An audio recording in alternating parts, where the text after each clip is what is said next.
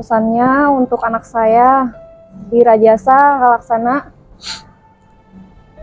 Mami akan terus berjuang buat abang ya, sampai apapun akan Mami lakukan untuk bawa abang kembali pulang. Maafkan untuk setiap malam yang harus abang lalui tanpa Mami. Maafkan untuk pikiran abang yang abang berpikir kalau Mami gak datang lagi untuk jemput abang, tapi Mami datang nak. Kami selalu usahakan untuk menjemput abang. Walaupun memang kita belum ketemu, insya Allah kita akan segera ketemu dengan jalan pertolongan Allah melalui Bang John LBF dan Pak Masyi.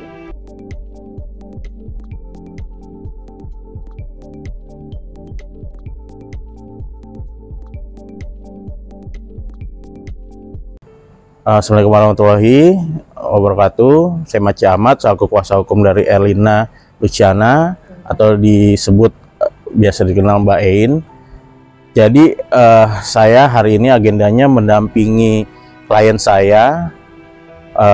Kami tadi sudah mengadukan permasalahan klien saya kepada Komnas HAM, juga Komisi Perlindungan Anti Kekerasan Terhadap Perempuan dan anak juga, dan juga KPAI, di mana sedikit saya ceritakan bahwa Mbak Ein ini sebelumnya menghubungi Bang John LBF secara di sosial media, secara DM, lalu kemarin pada tanggal 20 Juni ya, 20 Juni akhirnya datang ke Jakarta dari jauh-jauh dari Sumedang. Dia menceritakan anaknya diambil secara paksa. Klien saya ini, Mbak Ein, telah dilaporkan ke Undang-Undang ITE di Polres Purwakarta, di mana kami tentunya saya dan juga atas arahan Bang John LBF untuk mengawal kasus-kasus tersebut.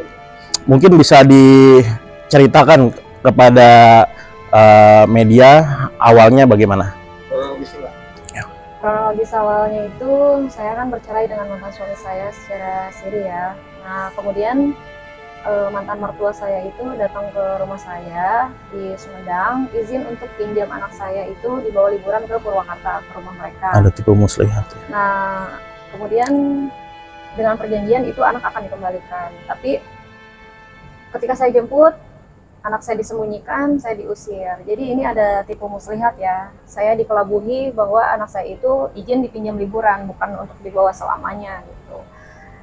Jadi harapan saya itu, saya meminta pertolongan, termasuk salah satunya kepada Bang John yang alhamdulillah membantu saya, Bang John dan Pak Masyi yang mau membantu berkenan mengawal kasus saya sampai selesai, sampai anak saya kembali pulang. Dilaporkan ITE ya. Dan saya ini per hari kemarin itu mendapat surat laporan ya, laporan dari Polres Purwakarta.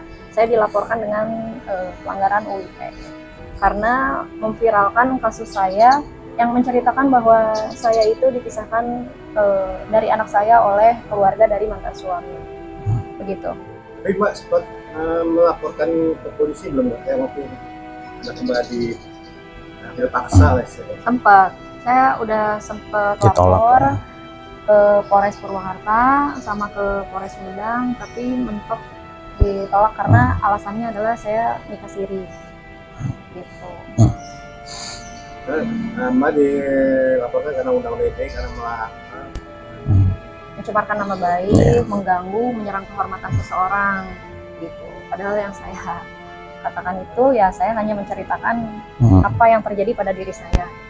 Mbak seperti bisa berapa lama sama sang buah? Sejak 22 November 2022 sampai hari ini saya nggak bisa lihat wajahnya, saya nggak bisa dengar suaranya, bahkan akses video call atau telepon pun itu nggak ada sama sekali. Sempat hubungi lewat WA atau di blog atau gimana Mbak? Udah, saya udah coba hubungi tapi memang tidak ada aksesnya gitu. Padahal sebelumnya itu saya kan angkat nih di media sosial, kemudian memang ada respon dari salah satu keluarga mereka itu merespon bahwa bilang saya tidak perlu berkoar-koar di media sosial gitu kan.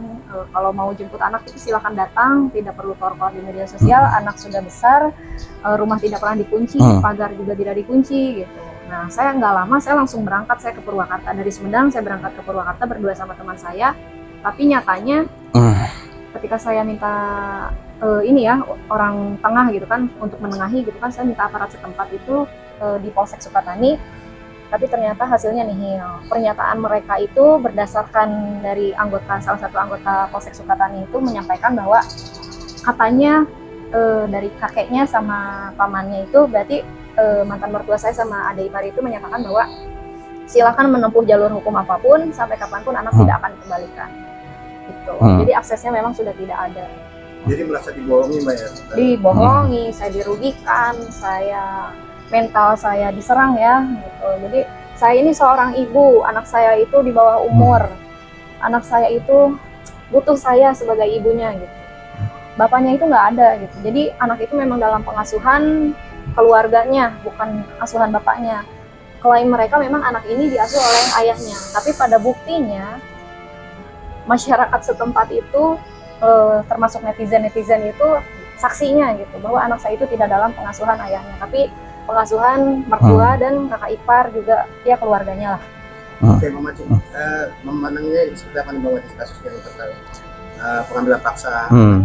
Kalau saya bisa mencermati secara hukum, klien saya ini kan dilaporkan secara ITE ya, 27 ayat 27A ya, mengenai Undang-Undang ITE yang sebelumnya itu 27 ayat 3, di mana 27A itu harusnya itu harus pelapornya langsung yang dirugikan, bukannya laporan informasi atau LI atas dari pengaduan lalu dijadikan laporan tapi dari kepolisian, laporan informasi LI.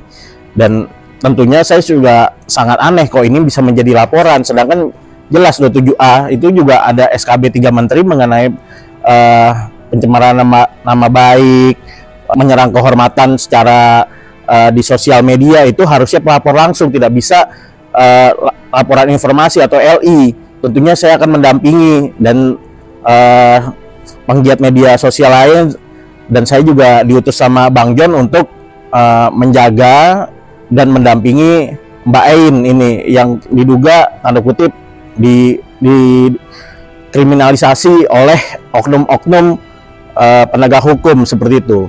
Tapi tentunya kita akan mendampingi secara penuh, dan ini juga kita telah melaporkan ke Komnas HAM, Komnas Perempuan, dan juga KPAI untuk concern seperti itu. Untuk kepada mantan suami dan keluarganya, hati-hati ya, kalau tidak ini bisa diselesaikan secara baik-baik dan mediasi, kami akan melaporkan pasal 328, 330 KUHP mengenai penculikan dan juga mengenai pengambilan paksa anak di bawah umur, karena beliau ini hak asuh yang sah seperti itu, di kakaknya atas nama beliau, dan ini secara tipu muslihat seolah-olah dibawa liburan. Hati-hati, kalau tidak ini bisa diselesaikan secara kekeluargaan, kami akan melakukan langkah hukum dan upaya hukum seperti itu. Kita akan membuat laporan kepolisian segera kalau ini tidak bisa diselesaikan secara baik-baik. Kami sudah lakukan preventif dulu mengenai ke Komnas HAM, Komnas Perempuan, dan kita akan juga sudah tadi ke KPAI juga, dan nantinya kalau tidak bisa selesai, kita akan membuat laporan kepolisian seperti itu. Mama Cik, tadi saya bilang ini laporan terhadap ini cacat hukum atau gimana, Bang? Iya, kalau saya sih melihatnya sangat lucu ya, walaupun ini masih laporan dan undangan klarifikasi ya, sifatnya masih dalam tahap penyelidikan. Kok bisa menerima laporan 27A di Polres Purwakarta gitu, seperti itu, sedangkan ini kan deliknya juga delik aduan, harusnya orang yang dirugikan. Ini Undang-Undang ITE yang dulunya adalah pasalnya 27 ayat 3 yang sudah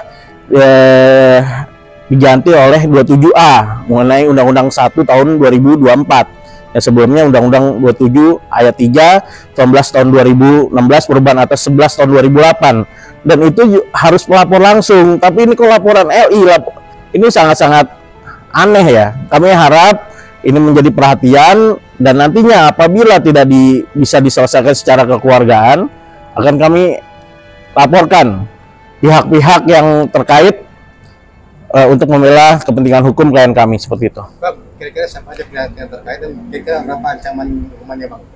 Ya, pihak-pihak terkaitnya siapa yang menjemput, siapa yang menghalang-halangi, tentunya kita tidak bisa menjabarkan di sini. Ya, ancamannya yaitu ada berapa ayat-ayat kan di situ, ntar ditaah 6 sampai 12 tahun seperti itu. Oke, Mbak, terakhir Mbak, mungkin ada pesan buat mertua atau seperti apa untuk anak ini? Ini sebenarnya kasus sederhana ya, kalau kita mau berbesar hati gitu, tidak mementingkan ego.